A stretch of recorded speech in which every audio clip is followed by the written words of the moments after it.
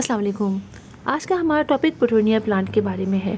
किस तरह गर्मियों में हम मॉस रॉस और पर्सलिन के प्लांट लगाते हैं जिनको बहुत केयर की ज़रूरत नहीं होती है, बिल्कुल इसी तरह विंटर में ये पिटूनिया के प्लांट्स हमारे गार्डन में बहुत अच्छे तरीके से ग्रो करते हैं और हमें इन्हें ज़रूर लगाना चाहिए अपने गार्डन में। इनकी केयर भी बहुत ज़्यादा नहीं करनी पड़ती और बहुत सारे फूल हमें हर पॉट में बआसानी मिल जाते हैं। आप मेरे पास देख रहे हैं कि ये प्लांट्स जो हैं वो 3 हैं, 1 2 3, और तीनों में ही कितनी सारी फ्लावरिंग हो रही है। तो इसके लिए हमें करना ये होता है कि हमें इस प्लांट को पिंचिंग करना बहुत इम्पॉर्टेंट है। इस प्लांट की जब हम पिंचिंग करते रहते हैं तो इसमें फ्लावरिंग मुसलसल बढ़ती चली जाती है। अभी मैं आपको बताऊंगी कि हमें किस तरह इसके ख्याल रखना है। सबसे पहले हम इसके सॉइल की बात कर लेते हैं। इसकी सॉइल जो है हमें वेल ड्रेन होनी चाहिए। वेल ड्रेन सॉइल होगी तो इसके अंदर पानी खड़ा नहीं होगा, और इसलिए कि ये प्लांट को बहुत ज़्यादा पानी की ज़रूरत नहीं होती है। इसीलिए इसको हम जो है वो डायरेक्ट सनलाइट में रखते हैं। 4 से 5 घंटे की जब हम विंटर की इसको सनलाइट में रखते हैं तो उतनी ही ज़्यादा इनमें फ्लावरिंग होती है। 2 से 3 घंटे भी चल जाएगा, लेकिन उसमें फ्लावरिंग इतनी ज़्यादा नहीं होगी। लेकिन 4 से 5 घंटे की जब डायरेक्ट सनलाइट में हम रखते हैं तो इसकी बहुत अच्छी फ्लावरिंग होती है। और सॉइल तो इसके लिए हमें वेल ड्रेन चाहिए। तो वाटरिंग भी हम इसी लिहाज से करेंगे कि जब थोड़ा सा गैप दे देंगे, जब हम पानी इसमें डालेंगे तो इसमें सुबह पानी डाल लिया दिन में 1 दफ़ा, तो उसके बाद शाम को हमें नहीं डालना पानी, अगले दिन फिर सुबह डालना है। तो पूरे सुबह डालने के बाद अगले दिन पानी डालेंगे तो इसमें मिट्टी भी यकीनन, और चूँकि हम डायरेक्ट सनलाइट में रखते हैं तो इसकी मिट्टी भी खुश्क हो जाएगी और ज़्यादा पानी अंदर स्टोर भी नहीं रहेगा, इसलिए कि बहुत ज़्यादा पानी ये प्लांट बर्दाश्त नहीं करता है। अच्छा, इस प्लांट के लिए मैं आपको बताऊं कि इसकी ज़्यादा फ्लावरिंग के लिए हमें इसे पिंचिंग करनी पड़ती है। पिंचिंग इस तरह करते हैं कि कोई फ्लावर जैसे ही थोड़ा सा मुरझाने लगता है तो हम उसको तोड़ देते हैं। वो इस तरह से करते हैं जैसे कि आप देख रहे हैं कि मेरा ये फ्लावर है, पुराना हो गया है ना थोड़ा सा। असल में हमें इसको सीड नहीं बनने देना है। अगर ये हम इसको सीड बनने देंगे तो ये प्लांट समझेगा कि बस हमारा काम ख़त्म हो गया, अब सीड बनाना है, और फिर ख़त्म, प्लांट सूखना शुरू कर देता है। लेकिन जब हम इसकी कटिंग करते रहते हैं तो प्लांट में सीड नहीं बनते और प्लांट मज़ीद फ्लावर्स देता रहता है। अब जैसे कि ये मेरा है, अब आप देख रहे हैं, तो मैं इसको यहाँ से पिंच नहीं करूँगी, यहाँ से नहीं तोड़ूँगी, मुझे इसको यहाँ से कट करना है। ठीक है, जैसे कि ये है ना, ये वाला, तो आप इसको यहाँ से तोड़ेंगे पूरा, समझिए, पूरा हमें निकालना है। अब क्या होगा कि यहाँ पर ये, यहाँ से देखिए ये टूट गया।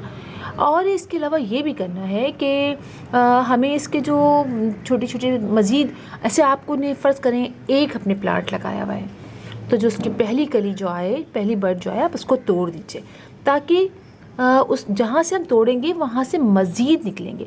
मैंने यहाँ इसकी जो पहली कली आई थी तो यहाँ पर इसकी यहाँ से तोड़ दिया था, यहाँ से तोड़ दिया था। तो उसके बाद देखिए आप इसकी कितनी ब्रांचेस निकली हैं, यानी ब्रांचेस निकलती चली जाती है। जहाँ जहाँ से हम तोड़ते हैं वहाँ से मज़ीद ब्रांचेस निकलती हैं। अब देखिए सी मैंने ये काट लिया है ना, अब यहाँ से कुछ अर्से बाद मैं यहाँ से इसको कट कर दूँगी तो मज़ीद यहाँ से ब्रांचेस निकल आएंगी। इस तरह हम इसकी कटिंग करते रहते हैं, पिंचिंग करते रहते हैं, तो मज़ीद ब्रांचेस इसकी निकलती चली जाती हैं और ये फैलता चला जाता है। अच्छा, जितने बड़े पॉट में लगाएंगे ये उतनी तेज़ी से फैलता चला जाएगा। अभी मेरे पास छोटा पॉट है, अब मैं इसको बड़े पॉट में लगाऊंगी तो ये फिर और अच्छे तरीके से उसमें उसकी ग्रोथ होती रहेगी। अच्छा, जो बड़े बड़े इसमें से लीव्स हो जाते हैं ना, पुराने हो जाते हैं सॉरी, तो बड़े लीव हो जाते हैं तो हमें वो भी इसमें से निकाल देने चाहिए। जैसे कि ये बड़े लीव हो गए हैं, ठीक है, हमें यहाँ से इसको ये लीव निकाल देने ताकि मज़ीद फ्लावरिंग इसमें स्टार्ट हो। वरना होता ये है कि लीव को ही देने में, समझिए फूड देने में ये प्लांट लग जाता है तो फ्लावरिंग थोड़ी कम हो जाती है। तो इस तरह के जो बड़े बड़े लीव हैं जो पुराने हो जाए, आप उसको नीचे से ऐसे पिंच कर दीजिए तो इसमें मज़ीद फ्लावरिंग स्टार्ट हो जाएगी और ये मज़ीद फ्लावर देगा। और इसको फर्टिलाइज़र की अगर हम बात करें तो हमें इसे बहुत ज़्यादा फर्टिलाइज़र भी नहीं देना है और कम भी नहीं देना है। अगर हम जैसे कि अब हमें इसको देना क्या है, क्योंकि हमें इसने इतने सारे फ्लावर्स देने हैं तो हम कम फर्टिलाइज़र तो उसको नहीं देंगे, तो हम इसको काफ़ी ज़्यादा फर्टिलाइज़र इस लिहाज से देंगे कि हम इसमें लिक्विड फर्टिलाइज़र देंगे। आप इसको 10 दिन में या हफ्ते में जो गोबर की खाद का फर्टिलाइज़र होता है आप वो बना के दीजिए, और कंपोस्ट का फर्टिलाइज़र दे दीजिए।